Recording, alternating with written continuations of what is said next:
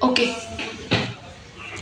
Last video में हमने 20th question तक देख लिया था। अब हम देख लेते हैं question number 21। In the medieval India the designation महत्तर एंड पत्ता किला वर यूज्ड फॉर। अगर जैसे इसको मैं एक सेकेंड हिंदी में भी पढ़ दूँ, हिंदी में क्वेश्चंस महत्तर और पट्टकिल, तो आपको किस नाम किसके लिए वो यूज़ होते थे, ठीक है। अब देखो, अगर मान लो कोई आपको बिल्कुल नहीं पता होता इस तरह के लेकिन इस तरीके के क्वेश्चन का बिल्कुल नहीं पता होता, लेकिन अटेम्प्ट करना है वहाँ पे, क्योंकि आपके नंबर ऑफ क्वेश्चंस अटेम्प्ट हुए वो कम है, तो क्या करोगे आप।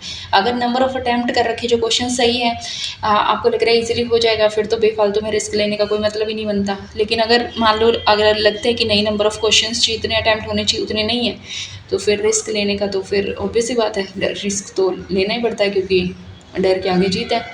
तो यह है आपका महत्तर पट्टिकल, किसके लिए यूज़ होते हैं। अब देखो, सबसे पहले है क्वेश्चंस एलिमिनेट कैसे करेंगे। यहाँ पे बात कर रहा है, क्वेश्चन पे ध्यान देने वाली बात है कि वो बात कर रहा है आपका मिडेवल इंडिया पे। यहाँ पे देखो, वैदिक रिचुअल्स कहाँ पे, मिडेवल इंडिया में वैदिक रिचुअल्स होते थे, कहीं नहीं होते थे। ये ऑप्शन सिंपली आपका एलिमिनेट हो जाता है, ठीक है। आपको अपने जो भी क्वेश्चंस जो पूछ रहा है ना यूपीएससी, उन क्वेश्चंस पे भी आपको गौर फरमाना है। तभी गौर फरमाने से आपको ये चीज़ पता चलेगी कि वो एक्चुअली किसके बारे में पूछ रहे हैं। अगर हम सिंपल ढूंढने चले जाते तो ज़्यादा दिक्कत हो जाती। अब पता चल गया क्योंकि वो मेडावल इंडिया के बारे में पूछ रहा है, तो फिर हम वैदिक जो भी पीरियड है या जो एंशंट इंडिया है उसमें क्यों करेंगे। जैसे आपने क्राफ्ट्स वगैरह का जो पढ़ा होगा, वो आप मुगल पीरियड सॉरी ये जो मगधा एम्पायर या क्या बोलते हैं इसको,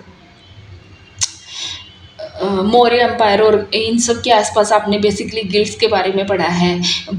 बुद्धिज़्म के टाइम पे आपने इसके बारे में पढ़ा है, तो एंशंट से रिलेट करता है समहाउ, तो इसको भी कहीं ना कहीं आप एलिमिनेट कर देते हो अगर बिल्कुल नहीं पता है तो, ठीक है। फिर आ जाती है, अगर जो भी जिन्होंने कहानियाँ वगैरह पढ़ा होगा जैसे हिंदी साहित्य, तो उसमें महत्तर वर्ड बहुत बार हम यूज़ करते रहते हैं विलेज हेडमैन के तौर पर, तब भी हमें पता होगा कि इससे रिलेट हो सकता है। या फिर यहाँ पे देखो जो चीज़ है, तो इसमें क्या है, महत्तर और पट्ट के लिए किसके लिए है आपका, विलेज हेडमैन के लिए। क्योंकि आप 50-50 पे तो ऑब्वियस सी बात है पहुंच गई ना, वन और ए और बी ऑप्शन है, तो किस पे जाओगे, बी पे जाओगे, क्योंकि बी की प्रोबेबिलिटी मोस्टली ज़्यादा होती है जब भी आपको कन्फ्यूजन होता है ऑप्शन ए और बी में से, ठीक है। क्योंकि मिडाइवल इंडिया में जब हम बात करेंगे मिलिट्री ऑफिसर्स की, और कुछ नहीं पता तो जोधा अकबर तो सबने देखी है ना, तो मिडाइवल इंडिया में आपको जो मिलिट्री ऑफिसर्स थे उसको क्या कहा जाता था, उसको महत्तर या फिर पट्टकिला, हमने कभी नाम नहीं सुना, ये चीज़ कभी नहीं कही जाती थी। उनको बेसिकली क्या बोला जाता था, क्या बोलते थे उनको,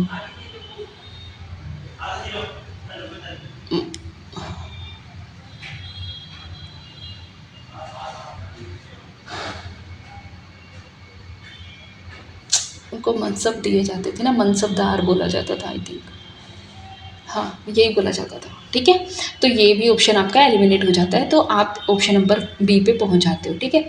देखो, दो चीज़ें होती है, अगर पूरी तरीके से एलिमिनेट नहीं होता तब भी आप 50-50 की पॉसिबिलिटीज़ में पहुंच जाते हो, और अगर अगर जो भी आप 50-50 में आंसर चुनते हो जो भी सोच के, अगर उसके ठीक होने की पॉसिबिलिटी ज़्यादा होती है तो ऑब्वियस ही बात है वो चीज़ आपके फेवर में चली जाती है ना।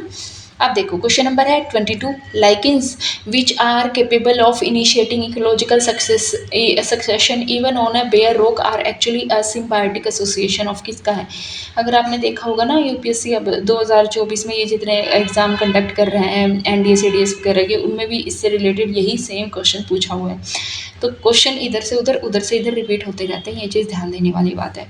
तो लाइकेंस के बारे में पहले भी पूछ रखा है। सबसे पहली बात है, देखो अब इसको एनालाइज कैसे करना है पहले वो देखते हैं।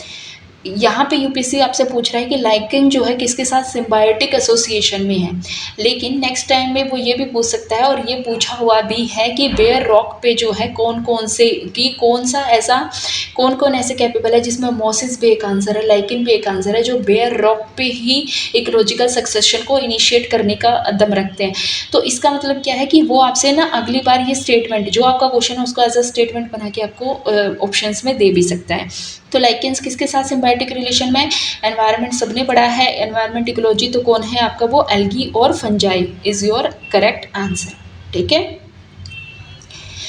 देखो क्वेश्चन नंबर पहले चलो 24 ही देख लेते हैं। पहले क्वेश्चन नंबर 24 देखो, which of the following are some important, क्या है सम, यहाँ पे वर्ड देखो क्या है some, important pollutant release by steel industry. Some का मतलब होता है अगर एक भी हो गया तब भी सम, तब भी यही होता है ना, यही तो करते हैं हम। तो अगर एक भी हो गया तो इसका मतलब डी इज योर आंसर। इसमें आपको कुछ भी देखने की ज़रूरत नहीं है और इसमें ये बिल्कुल नहीं चलेगा कि आपका ऑल ऑफ द आंसर नहीं होगा। क्यों? क्योंकि उसने बोला सम ऑफ द कुछ।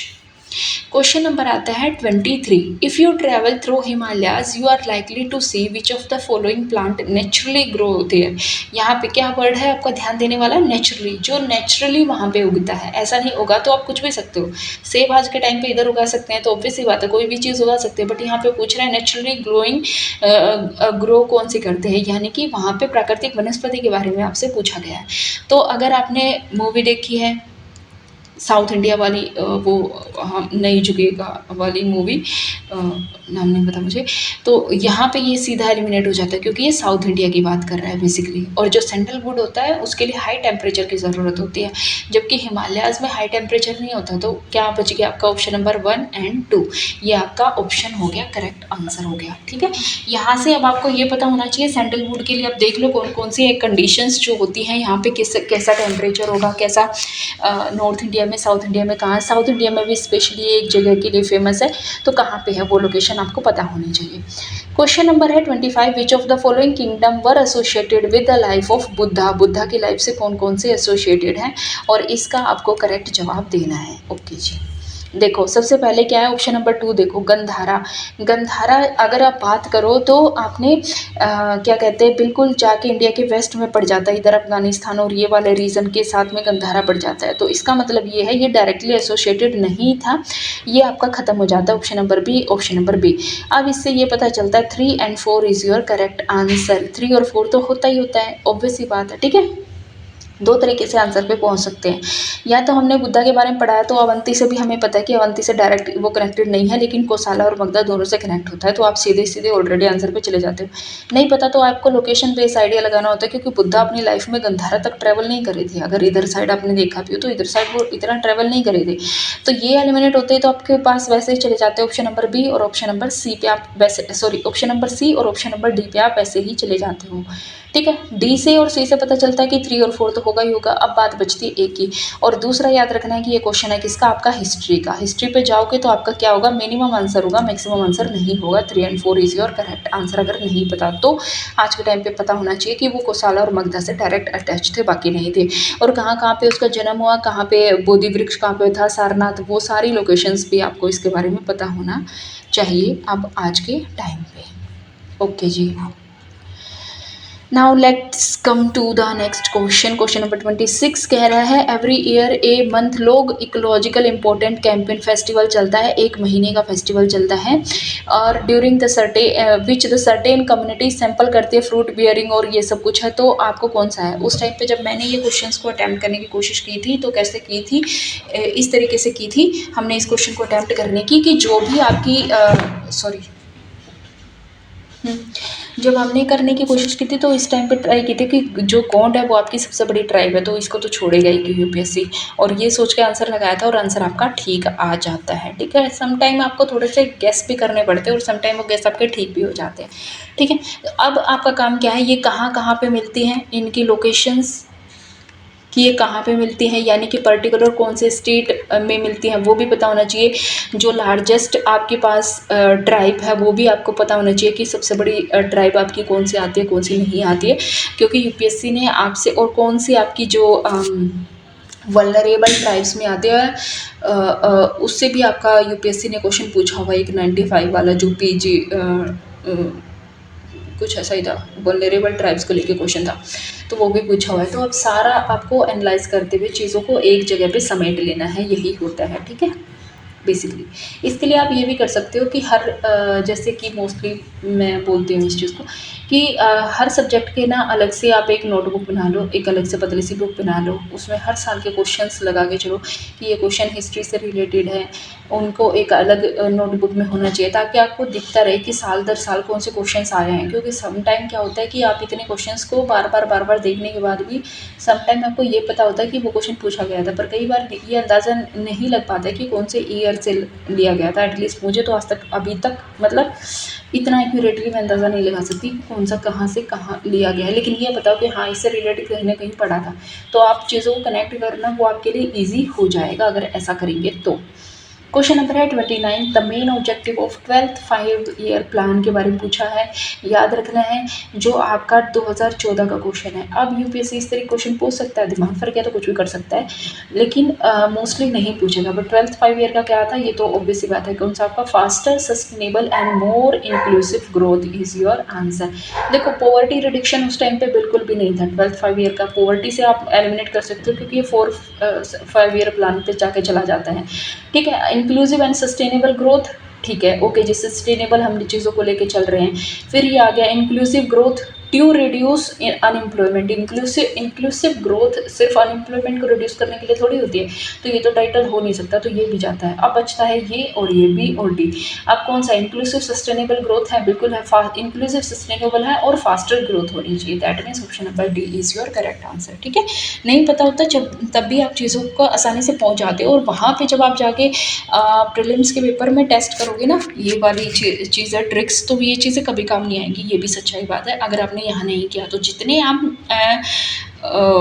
तरीके लगा सकते हो, चाहे तुक्का लगाओ चाहे कुछ भी करो, बट जितना तरीके इस्तेमाल कर सकते हो उसको यहीं पे इस्तेमाल कर लो, और फिर फाइनली एक पूरी टेबल बन जाएगी कि ओके मैंने यह अप्रोच से किया तो ये इतने मार्क्स आए, मेरे इस अप्रोच से किया तो इतने मार्क्स आए, और वही अप्रोच आके आपको यूपीएससी पे अप्लाई करनी है।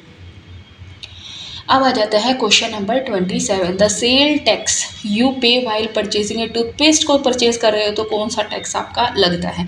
Tax impose by central government, tax impose by central government but collected by state government, tax impose by state government but collected by central government, tax impose and collected by the state government. ठीक है, तो अगर आपको पता हो toothpaste वाला क्या आता है, ये स्टेट गवर्नमेंट ही लगाती है, स्टेट गवर्नमेंट इसको इम्पोज करती है। टूथपेस्ट पे टैक्स सेंट्रल गवर्नमेंट थोड़ी ना अपना इतना पैसा खर्च करने जाएगी।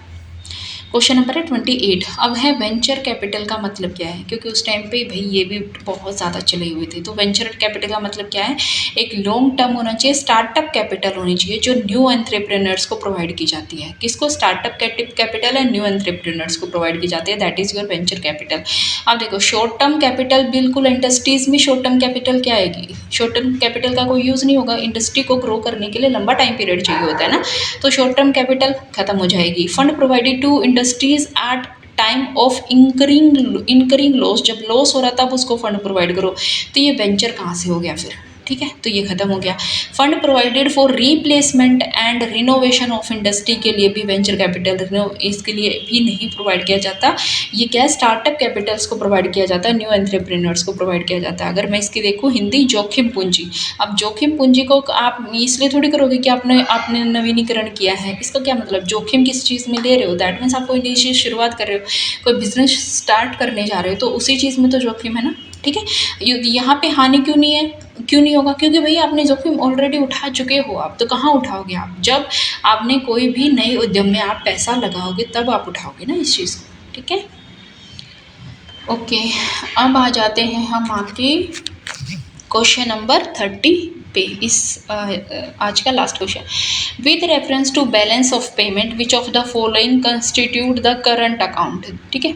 अब देखो बैलेंस ऑफ पेमेंट वाला चैप्टर कितना इंपॉर्टेंट है, क्योंकि यूपीएससी इसमें मोस्टली आपसे पूछता रहता है एक्सपोर्ट से रिलेटेड, इंपोर्ट से रिलेटेड पूछता रहता है। याद है एक बार पूछा था कि राइस का इंपोर्ट एक्सपोर्ट जो है वो सबसे ज़्यादा कौन सी कंट्री करती है, जिसमें हम थे, या वैसे भी क्वेश्चन पूछता रहता है। जैसे एक बार वियतनाम से रिलेटेड एक क्वेश्चन पूछा था, कहने के लिए हम उसको बोल सकते हैं IR का क्वेश्चन है, बट वो इससे भी सॉल्व हो जाता था, क्योंकि उसमें लिखा हुआ था कि वियतनाम आज के टाइम पे अपने एक्सपोर्ट्स पे ज़्यादा ध्यान दे रहा है, तो ऑब्वियसली बात है ध्यान दे रहा है, बट इंक्लूसिव हो जाती कोई चीज़ तो गलत हो जाती है।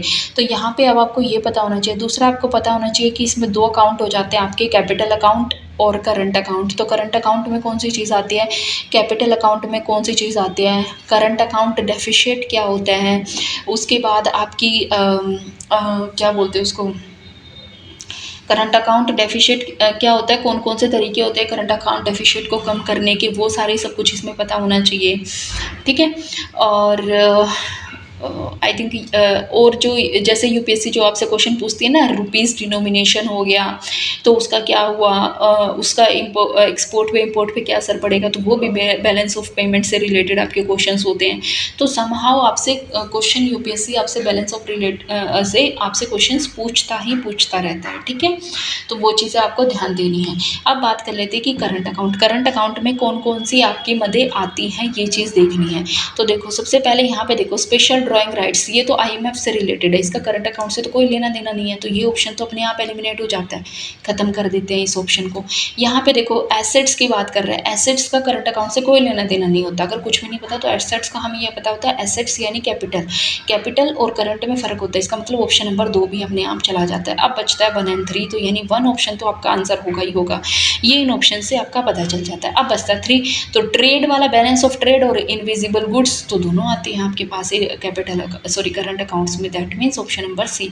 अब क्वेश्चन उठता है कि करंट अकाउंट में और कौन सी आती हैं, कैपिटल अकाउंट में कौन सी आती है, करंट अकाउंट डेफिशिएट, और उसके बाद आपका जो एक टॉपिक है इसमें मैं उसको भूल रही हूँ, कन्वर्टिबिलिटी से रिलेटेड है, करंट अकाउंट कन्वर्टिबिलिटी और कैपिटल अकाउंट कन्वर्टिबिलिटी, तो कौन सा फुली कन्वर्टिबल है, कौन सा फुली कन्वर्टिबल नहीं है। जैसे करंट है फुली कन्वर्टिबल है, कैपिटल फुली कन्वर्टिबल नहीं है, तो क्या मतलब है इसका, ये सारा आपको पता होना चाहिए, ठीक है।